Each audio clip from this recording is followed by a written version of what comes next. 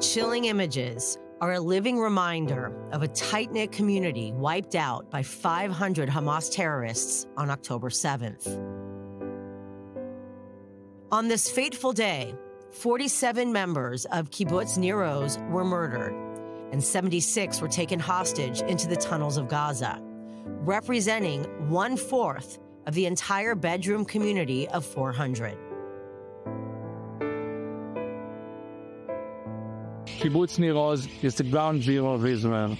The first soldier got inside the kibbutz after the last terrorist left. But there is life after death. Well, Nir Oz isn't the 7th of October. Nir Oz it has a long history and it has a lot of people, and it shouldn't be remembered just as this tragedy that happened to it on its one day.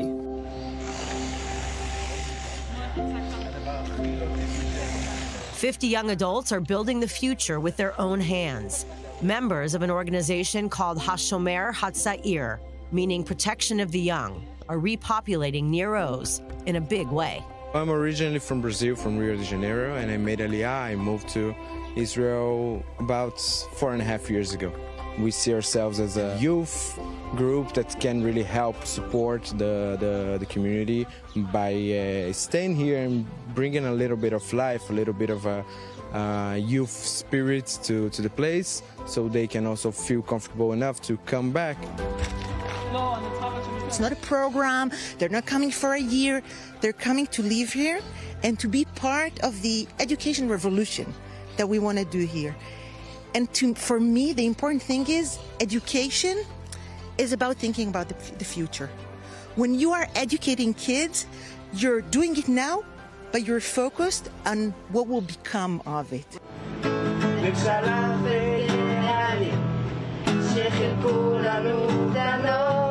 And having a purpose is music to the ears of this pioneering group.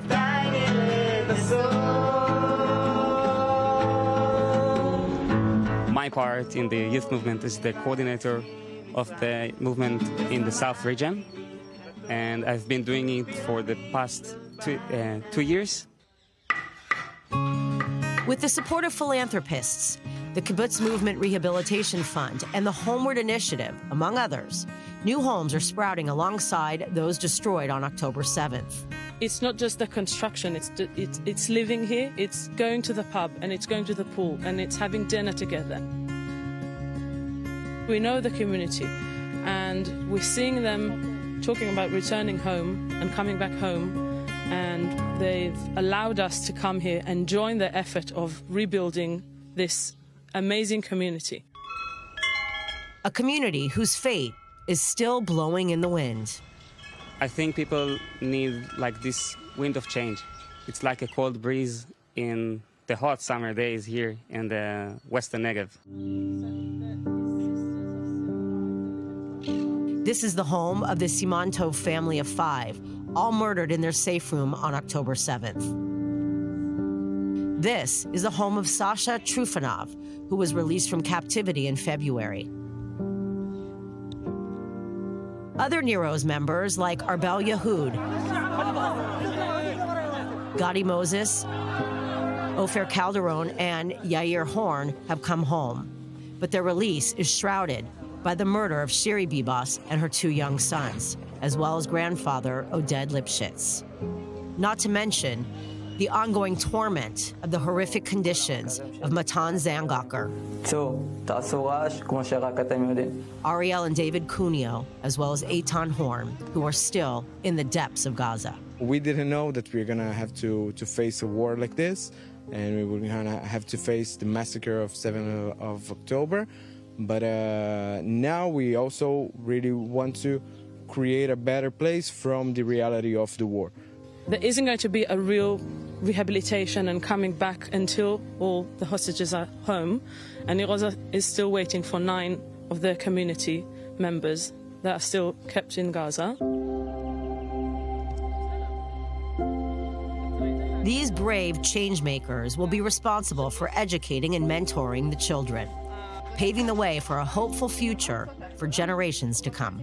Me personally, I have the role of educating and protecting and to rebuild the community and to let people come back home and to let them feel that they are not alone. This is really hard, but it's also really inspiring to see people from the community of Nir Oz that don't live here today coming back home, and we can help a little bit. We have to remember that this area is not only October 7th, it had a vast history and it's going to have a wonderful future, but October 7th will always be part of what happened to this place.